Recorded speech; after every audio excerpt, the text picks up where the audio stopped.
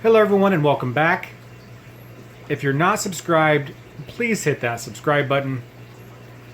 And if you want to see how I save a bunch of money on my shrimp tanks, then stick around.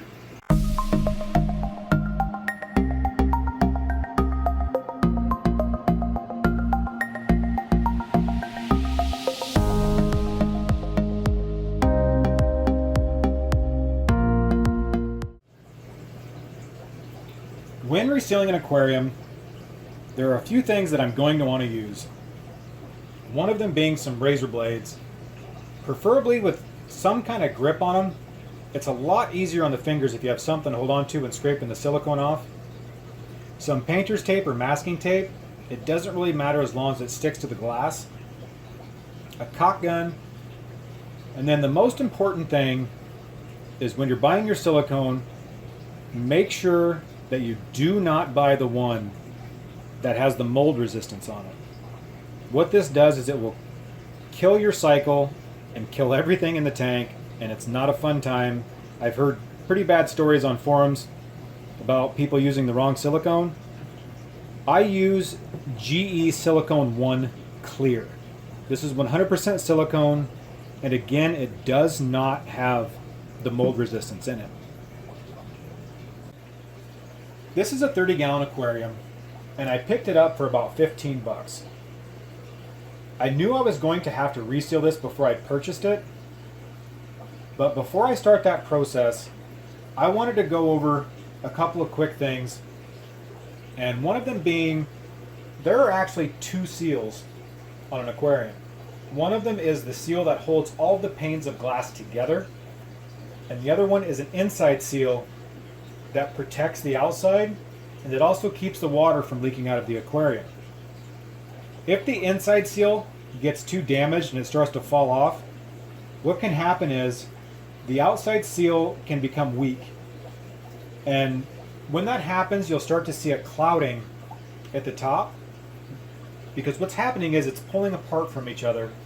And when that happens, you're going to have to take this outside pane of glass off and reattach it. That is absolutely not a fun process, so I would advise you to, when you start to see the inside seal start to flake off, it's time to reseal that aquarium. The other thing that I wanted to go over is this tank used to have a top brace and a bottom brace. The bottom brace I'm not going to worry about, but when it comes to the top brace, it does provide some kind of protection from the tank from bowing too much in the center. If a tank bows too much, it can compromise this outside seal. Like I said before, redoing that seal is not a fun time. But what I plan on doing, and I can't do it today unfortunately because all of my glass is outside buried in the snow. But what I plan on doing is I have to find a piece of glass that's at least as thick as this aquarium, and what I'll do is I'll put probably a 6 or 8 inch chunk on top, and that's going to be my new center brace. I've done it with a few other aquariums. It works pretty well, and all it really does is it protects my seals for a few extra years, because resealing aquariums isn't really a fun thing to do, but it does save a lot of money. Scraping off the silicone is probably the worst part of this whole process. At least it is for me. I was lucky enough to where this is such an old tank, the silicone just kind of came right off. It wasn't that hard. But one of the things that you really want to look out for is you don't want to stick your razor blade in between the two panes of glass. If you do that, it can cause the outside seam to fail, and if you remember what I said before, it's not fun to put that pane back on.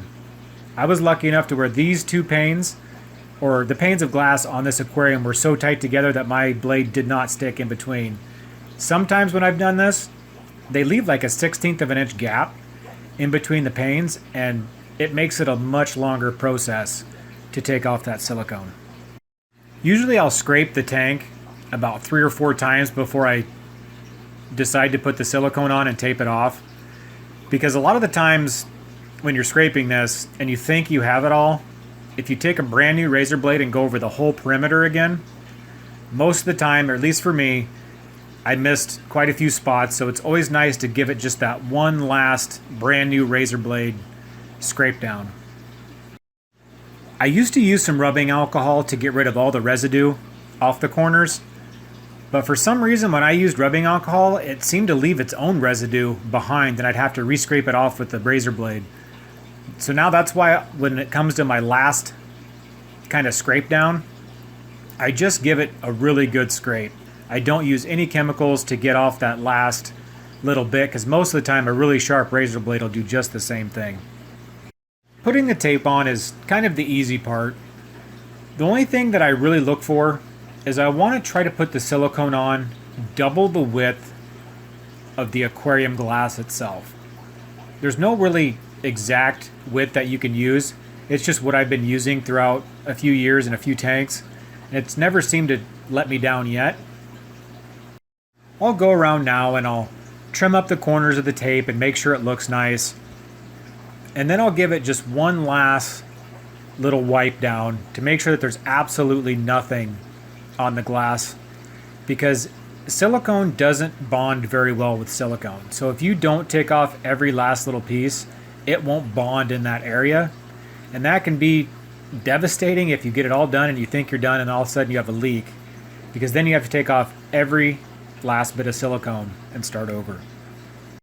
Now that it's time to put the silicone on, I'll usually just put a small bead on. I'll try not to make it too thick, because if you push it down with your finger, sometimes it can kind of squish out past the tape and it causes even a bigger mess. That's why if you're brand new and you've never resealed an aquarium before, I would advise to use the wider tape. That way you can kind of play around a little bit and it doesn't get quite as messy.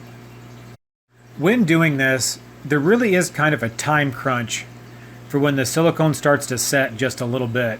It's usually about 5 or 10 minutes. That's why you want to try to put all of your silicone on at once and don't start wiping it down until you're completely done putting it on.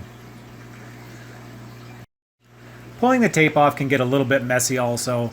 You can kind of accidentally touch the tape on the sides of the glass and leave like a big glob of silicone. And it's always best to leave it alone until it's completely dry.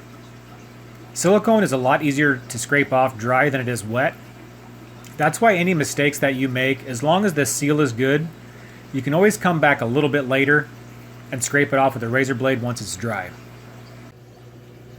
Now that I'm completely done, I want to let it sit for probably about 2 or 3 days before I water test it. Another thing you want to do is make sure it's in a nice ventilated area. This stuff really stinks. So I'm going to move this probably in the next room because I don't want it stinking up my shrimp room. And if you like this video, be sure to hit that subscribe button and give it a thumbs up. I hope everybody has a wonderful day, and cheers.